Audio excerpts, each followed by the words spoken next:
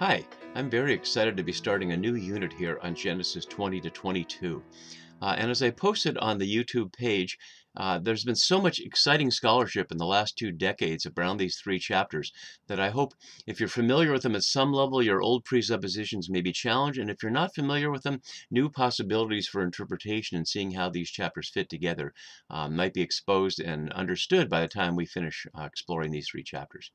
So as we begin, on the right side of the screen, you can see what scholars have traditionally called the three wife-sister stories, the one we looked at in chapter 12 in Egypt, the one we're going to look at in this unit here in chapter 20, and the one that involves Isaac and Rebekah in chapter 26. And in the years that I taught Genesis, both as an undergrad and that Sue and I taught Genesis in churches, we often skipped lightly over some of these chapters because if you have just a mere quarter in school or less than that in a church, you highlight on the stories that seem to be most popular and most important in this unit. That's both the birth of Isaac and the sending away of Ishmael, and of course the binding of Isaac in chapter 22. And so the second wife-sister story is easy to dismiss as simply a doublet of the one in chapter 10 and not that interesting, and let's move on. But there's really quite a bit going on here that's very interesting.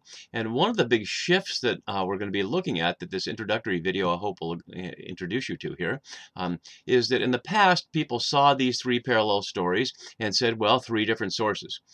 Because of the dominance of source criticism and the assumption that Genesis was composed by different people over hundreds of years of time, and that scholars nowadays can see the seams that tie together those earlier separate passages. But as more recent scholars have shown, almost all the foundations for that notion, the so-called Wellhausen notion, or the four-source theory, traditionally understood as J, E, D, and P, has completely collapsed. And there's only a few small pieces of that left. And so in the absence of source theory, we're going to see how the final author, final editor, however the parts may have historically come together, which scholars continue to argue about and have reached less consensus now than they had 100 years ago, the final version is a tightly written, highly aesthetically structured narrative that fits exactly what goes before it and fits exactly that goes after it. So in great contrast to older scholarship that saw these as disconnected stories that barely fit together, we're going to see them as tightly integrated and fitting with the themes of what we've seen. So let's begin to look at that, looking at the scenes that are in these chapters.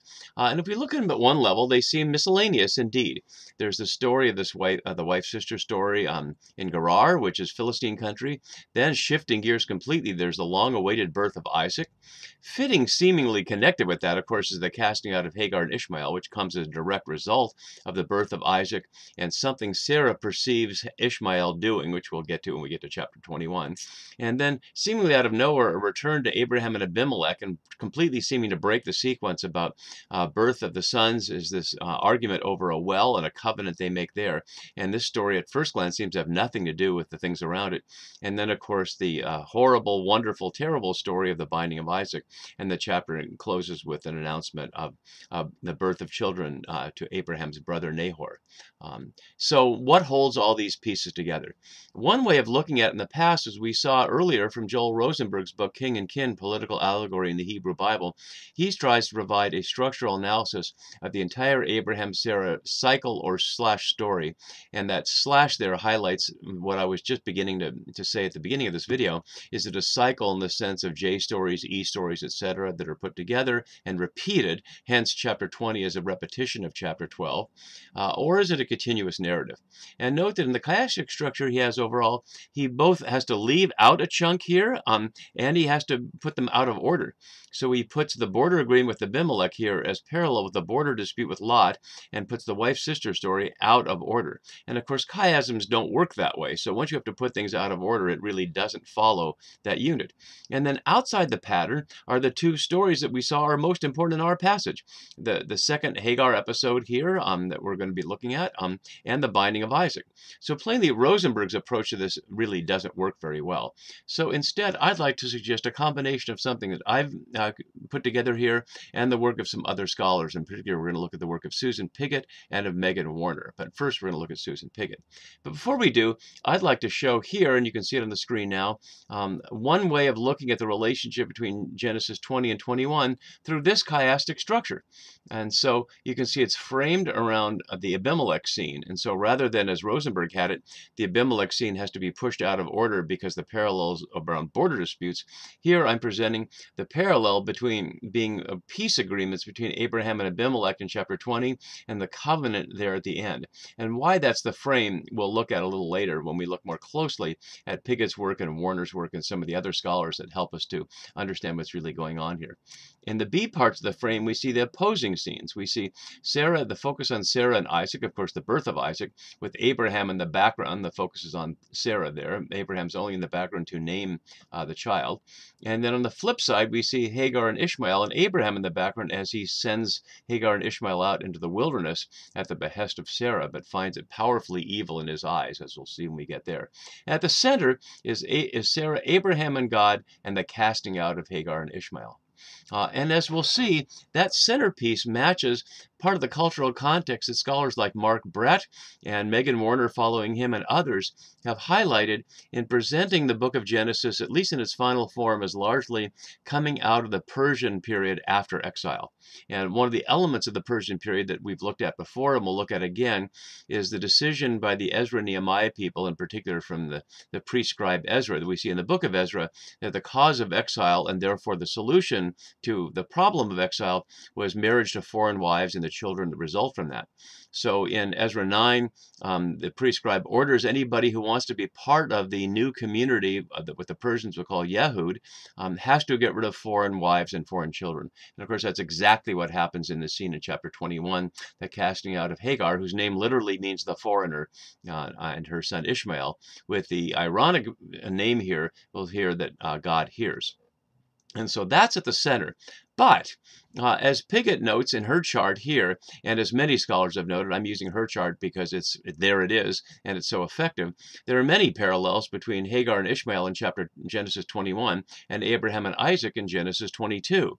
And so we can see all those parallels here. I'm not going to go through this in detail. I'll post all these things on the Radical Bible webpage, and so you can look at them in more detail, and we'll explore them in more detail as we go. But plainly, in addition to these words and sequences, they're parallel in that both of them involve, at least from Abraham's perspective, the loss of his son. He has no reason to believe that he'll ever see Ishmael again after he sends Hagar and Ishmael away with a miserly skin of water and some bread, given how wealthy Abraham is. That's discordant, and we'll have to look at that there. And of course, after the Abraham and Isaac story, he never speaks to Isaac again, and Sarah is immediately dead. And so both of these stories end, at least from Abraham's perspective, in the seeming death and loss of loved ones. And so there's great parallels there. But that's not all. As Pigot also notes, there are parallels between Ishmael and Isaac, not just in this immediate scene, but going back to chapter 16, as we can see here. So many parallels there, and parallels to Hagar and Sarah, to the foreign woman who's the secondary wife, as we explored the language back there, and of Sarah, the primary wife. But not only that, Pigot further has the chart of the parallels of Hagar and Abraham. So not only is Hagar parallel with Sarah, she's also parallel with Abraham. And as we saw in chapter 16, and it'll come up again in chapter 21, really raising her up as somebody more important than many other people in the Bible, especially in Genesis, as one who has a direct encounter with Yahweh and who names Yahweh, we saw in chapter 16, and then we'll see here has a direct encounter with God, very similar to one that we saw earlier with Abram in Genesis when he wasn't yet Abraham. So we have many parallels there highlighting the way these stories are fit together. So having seen those parallels, I'd like to also use the work of Megan Warner from Australia to see some more. And I have a quote from her, one of the article, and then she also wrote a book around these questions that you see at the bottom of the scenes chart here. When a reading of individual stories is passed over in favor of a reading which concentrates on the saga as a whole, a rich narrative is revealed featuring sustained development of theme, character, and plot. And so that's what we're going to be doing. And she highlights not only the interior parallels that we were just looking at that Pigot highlights between Hagar and Ishmael and Hagar and Sarah, etc., but parallels outside the book of Genesis, highlighting that the authors of Genesis were in conversation, at least implicitly, with some of the other aspects of Scripture. future. And that oughtn't to be surprising from the perspective I've been arguing throughout all these series, using my work from my book, Come Out My People, contrasting in the Hebrew Bible the religion of creation and the religion of empire. And as we're going to see, Genesis here represents a religion of creation approach in contrast to several religion of empire texts, both Deuteronomy and the stories in Samuel and Kings, as we're going to see momentarily. So let's begin to look at that from Warner. And she doesn't use, of course, my rubric of religion of empire and religion of creation, but she's showing very similar things that resonate with that. So she highlights here words and themes, and I know you probably can't read the Hebrew, and I'm not going to show the details now, between Deuteronomy 12 and 13 and Genesis 22, the binding of Isaac. And so we see many verbal parallels here, and again, we'll look at those in detail. She also has parallels with a surprising story in the end of the David story in 2 Samuel 24 here, which is the census story. And we might think that seems an unlikely story to parallel with the question of giving up your son as a sacrifice to God. And I'm going to question that, as we'll see. But she certainly highlights a number of parallels there. And they're further parallel in the retelling in 1 Chronicles 21 or in 2 Chronicles 3. So there's some parallels there, and she's going to note how that plays out in Chronicles around the question of the temple and the tradition that the binding of Isaac here taking place on the land of Moriah then becomes associated with Mount Moriah and the place where the house of Yahweh was built. And so trying to draw a line directly from the binding of Isaac to the Jerusalem temple. And so she'll be working with that there. But beyond that, there are also, as she shows, enormous parallels between Abraham and David in the David story. And here's quite a few of them, and not least of which the covenants we see, the only covenants with individuals as opposed to the Exodus covenant with the people of Israel as a whole. But here's a religion of empire covenant, a covenant that Yahweh will be with David and his successors as kings all this time. And here's a religion of creation covenant, where God is with Abraham as an individual and his offspring to become a blessing. And so we're seeing the two opposing points. And as I'll say, show throughout this section and beyond, what I'm suggesting following Warner and then expanding on that is much of what Genesis is doing here is opposing monarchy. Both the internal monarchy within the period of the Bible of David, but also the monarchy of the Babylonians from which they just left from exile, and the monarchy of the Persians, which has a special relationship with Yahweh, as we'll see from Isaiah 45 and from Ezra and Nehemiah. So we'll get to that more when we get there. So it ought not to be too surprising that there are these parallels between David and Abraham, and we'll see later in Genesis parallels in the Jacob cycle with an allegorical reading of Laban representing Babylon and the two primary wives, Leah and Rachel, representing Judah and Israel. And so we'll see more of that later. So one of the questions I'd like to ask then is, if there are, and there are, these parallels between David and Abraham, why would the closest parallel be in the David story between Genesis 22 be this story of the census in chapter 24? If the Genesis authors are writing against the monarchy, is it the covenant they're writing, or the census they're writing against? And why, if so, why would you tell this story? Why not tell a story about a father losing sons? And that brings us to the David and Absalom story. And it seems to me that this is, once we take presuppositions out of our eyes, a clear sense of what's going on here in Genesis 22. And as one Jewish scholar noted, similar to what Warner was saying about how we come at this unit as a whole, we have so many presuppositions about what the binding of Isaac is about because of the history of interpretation, whether that's interpretation within the Bible from a Christian perspective or outside the Bible with people like Kierkegaard and some of his philosophical successors. It's often seen as an ethical question detached from its context. You know, what does it mean for God to ask someone to sacrifice their child? And would a good God do that? And those kinds of questions.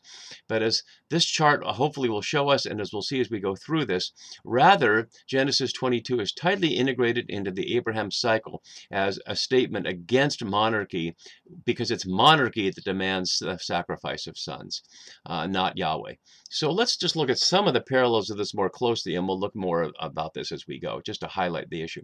So in both situations, there's a question of brother and half-sister incest. And we hear that immediately in chapter 20. I have it on the right side of the screen, left side of the screen here, where Abraham says openly, "She is my sister."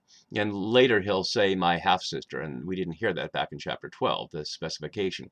And we know in 2 Samuel 13 the tension between Amnon and Tamar as half-sister and half-brother, and of course also between Amnon and Absalom as half-brothers. And so also the question of the phrase, my son, over and over in this scene, and I can just show it to you down here, as they walk together, they talk, or I'm sorry, that's chapter 20, I won't show it in chapter 22, but as Abraham and Isaac walk together, he says twice, my son, and when Absalom is reported dead to David, he says over and over again, my son, Absalom, my son, my son.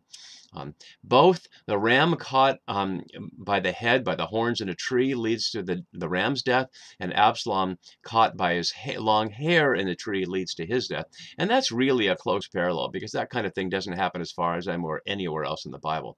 There's the rare mention of 1,000 pieces of silver back in Genesis 20. It's a payment from Abimelech, part of the payment from Abimelech to Abraham. And here it's what somebody who's tasked with telling David that his son has done says, I won't do it even if you give me 1,000 pieces of silver, suspecting that the person who gives David that message is going to get killed. And that phrase, 1,000 pieces of silver, is only one other time in the entire Hebrew Bible. Another interesting parallel that's very rare is that both characters here are spotted from somebody looking through a window and seeing them in a sexually compromised way. So here, King Abimelech, the same king, we don't know, we'll see when we get there, but that's certainly a connection back to there, sees Isaac and Rebekah yitzhaking, which is implicitly having some kind of sexual encounter there. And in 2 Samuel 6, David's wife Michal sees David out there with the servant girls waving around and his genitals probably being exposed. And so seeing the main character sexually compromised through a window is a rare parallel here, a rare event that's paralleled.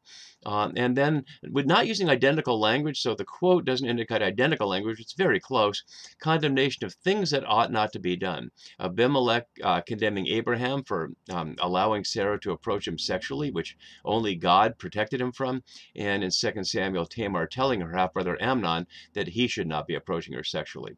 And then also there's the parallel tension over the half-brother and brother. So we'll see in chapter 21 that Sarah perceives Ishmael doing something in relation to Isaac that leads her to cast him out.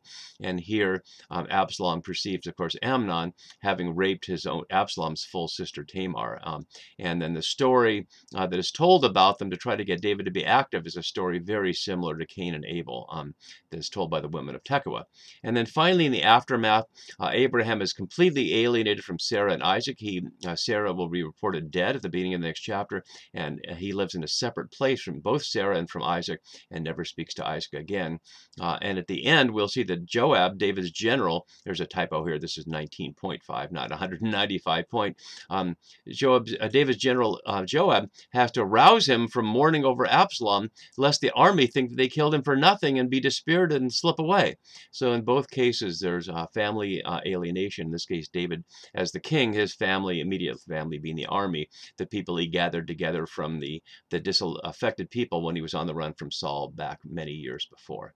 So many parallels there in those stories. So as we look back at our scenes as we start, I hope we can recognize that this is not just going to be another wife-sister story, but a retelling of chapter 12 that fits it tightly into this contrast, asking the question what happens when you enter into relationships with kings.